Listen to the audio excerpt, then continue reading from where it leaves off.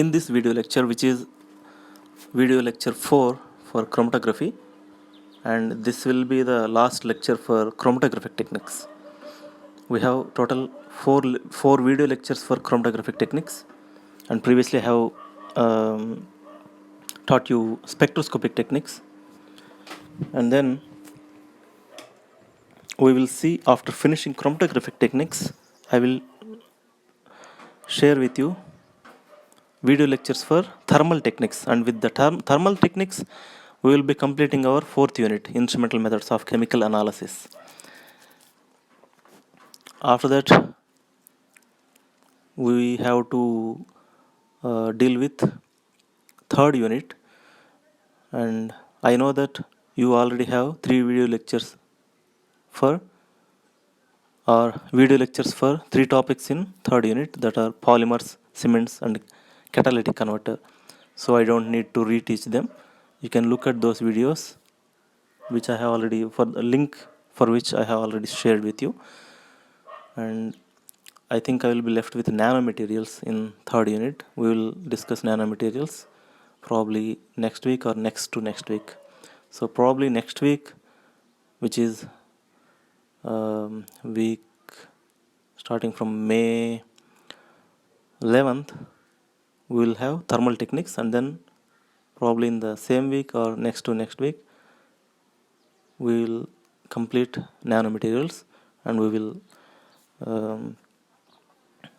finish any other syllabus, that is, any other topics that are contained in the syllabus before May end, probably May 23rd. So the last technique in the chromatographic techniques section is HPLC, which is high performance liquid chromatography. As the name itself indicates, it is a liquid chromatography, and the mobile phase is liquid here. And surprisingly, stationary phase is also liquid. So that is why separation can be done through analytes' relative solubility between two liquid phases. One liquid phase is mobile phase, another liquid phase is stationary phase. So separation of a component or compound or organic molecule, or for that matter whatever molecules that we are intending to separate, can be done by analyzing the analytes. Analyte here is compound that we are intending to separate. So the analytes' relative solubility between two liquid phases can be harnessed to analyze the analyte, and this kind of separation based on the relative solubility of the analyte in two liquid phases is the principle behind high performance liquid chromatography, HPLC. If you go to the previous slide, we have a typical real world HPLC equipment here. You can see that it's a miniature building, right? So it looks very complex, and we have several flasks and beakers and bottles placed here and there, and we have a computer also connected to that to read out the data. So HPLC is a complex or is a sophisticated chromatographic technique. If you compare this building like structure with thin layer chromatography, which we have discussed in the previous video lecture,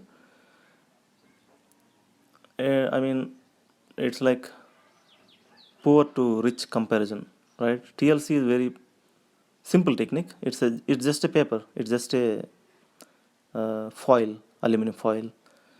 But here you can see that it's a very big mammoth instrument when compared to TLC, and that is why it has several advantages also. HPLC has several advantages over other techniques of chromatography because of its complex structure and sophistication. So the general advantages of HPLC are Each sample can be analyzed as received. We will see what is that later. And the boiling range of sample is generally immaterial. So if we have volatile samples also, that's immaterial because we will be dissolving, we will be taking that sample in the um, bottles present here, and then we will pass through the stationary phase. So we will discuss that later. So remember that boiling point is not a thing to consider in the case of HPLC, and the total time per analysis is usually of the order of minutes. So within minutes you can obtain the results, and the method can be adapted for on-stream analysis. So these are the advantages of HPLC, and we have seen this. So here the yellow dot is a sample, and orange side is mobile phase, which is solvent. Green side is stationary phase, which is bonded phase. So both mobile phase and stationary phase in the HPLC or high performance liquid chromatography, which is typically a liquid chromatography, is based on the principle that how much soluble our compound is in mobile phase and in stationary phase. The relative solubility of our compound in mobile phase and stationary phase determines the separation of the compound in HPLC. So there are two modes in HPLC, normal phase mode and reverse phase mode. In normal phase mode, polar stationary phase is used and non-polar solvent is used. That is normal phase. So stationary phase is polar, solvent is, which is mobile phase, it is non-polar solvent. But in reverse phase, we have non-polar solvent as stationary phase and polar solvent as mobile phase. So those two are the modes of HPLC. And common reverse phase solvents are methanol, acetonitrile, tetrahydrofuran, water. These are all reverse phase solvents. And what is reverse phase? Reverse phase is a phase in HPLC in which polar solvent is used as mobile phase and non-polar solvent is used as stationary phase. So mobile phase is nothing but the solvent, right? So the solvents here are polar because all these four solvents, methanol, acetonitrile, tetrahydrofuran, water, these are all polar. So you can read these notes here for yourself and understand. That's not a big deal. And remember that HPLC is a type of column chromatography. Remember, based on different physical configurations also we can divide different chromatographic techniques. And in physical configurations we have seen that column chromatography is one kind and HPLC is a column chromatography.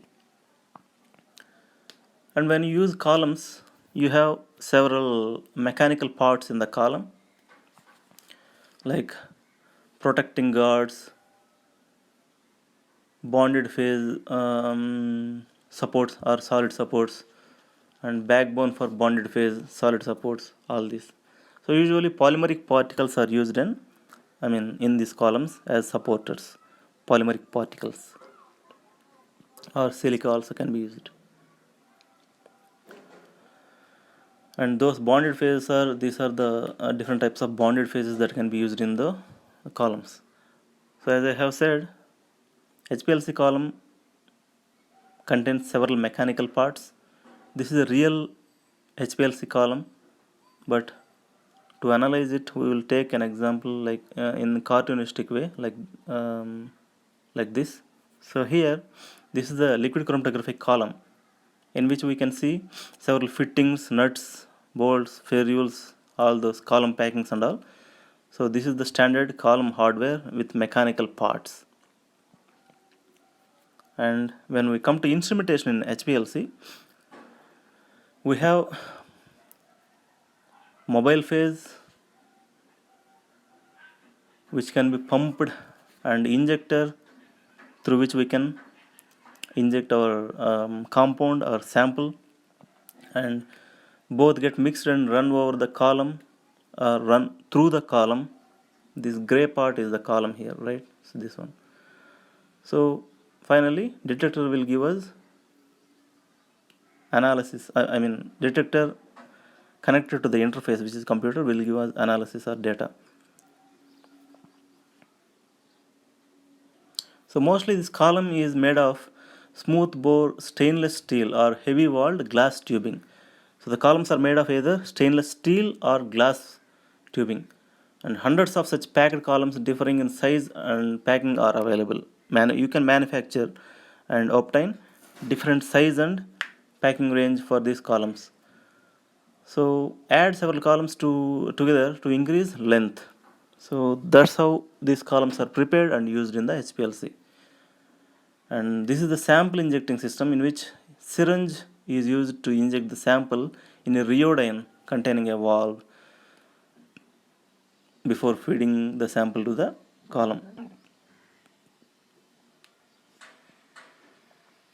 And then we have a detector, and mostly the detector will be optical, which means detection of the molecules through the HPLC can be done by employing light. So mostly the detectors are optical and equipped with flow cell, focus light beam at the center for maximum energy transmission. Cell ensures that the separated bands do not widen. So for example, here in this case, this is the detector, this is the diagram for the detector, and you can see on the left hand side and right hand side two small green mirrors which will focus the source light, and that will amplify the signal, amplify the light, monochromatic light, and that can be used to detect the sample. Mostly the detectors are attached to the HPLC column, and these are either UV detectors, fluorescence detectors, electrochemical detectors, or mass spectrometric detectors. Likewise, in the case of GCMS, where we have seen mass spectrometry as the detector, here in the case of HPLC also, we can use HPLC-MS, which is high performance liquid chromatography with mass spectrometry, or HPLC-UV, ultraviolet, or HPLC fluorescence, or HPLC electrochemical detectors. So in combination with all these four types of techniques, we can detect analyte in HPLC instrumentation.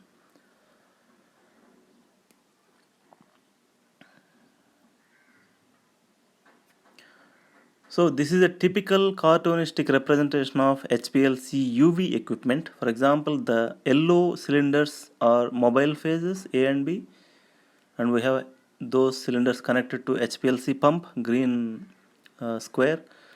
That pump will pump the mobile phase. And we have 6-port valve which is connected to a syringe here. This syringe will inject sample, and those mobile phases along with the sample from the syringe will mix in these valves, and it can be fed to the HPLC column, which is red bar here. This is the column, HPLC column, and these are the mobile phases, and this one is HPLC pump connected to 6-port valve, which is again in turn connected to the syringe here, and after syringe supplies samples to the valve, right, that can be fed to the HPLC column here. And we have anyway the interface, and we have a detector which is here UV, so that's why it is optical detector. So that is how different analytes in the HPLC can be detected and analyzed. These are the typical chromatograms obtained from HPLC. They look similar to gas chromatography, the chromatograms. So based on the carbon chain length and number of carbons present, and whether they are straight chain alkanes or branched chain alkanes or cycloalkanes or whatever, we can determine the different types of compounds. So what are the uses of HPLC? Because it's a complex equipment, it should definitely have several uses, and primarily for chemistry and biochemistry research, HPLC is typically used to analyze complex mixtures and purify chemical compounds. So the advantage here is you can even purify the chemical compounds. But in the case of TLC, for example, you can just analyze or detect whether a compound is present or not, but you cannot purify. But in the case of HPLC, high performance liquid chromatography, you can even purify different compounds. That is what we have read in the advantages of HPLC also, because in the advantages of HPLC we have read that each analyte can be analyzed as received. So that is how you can purify also.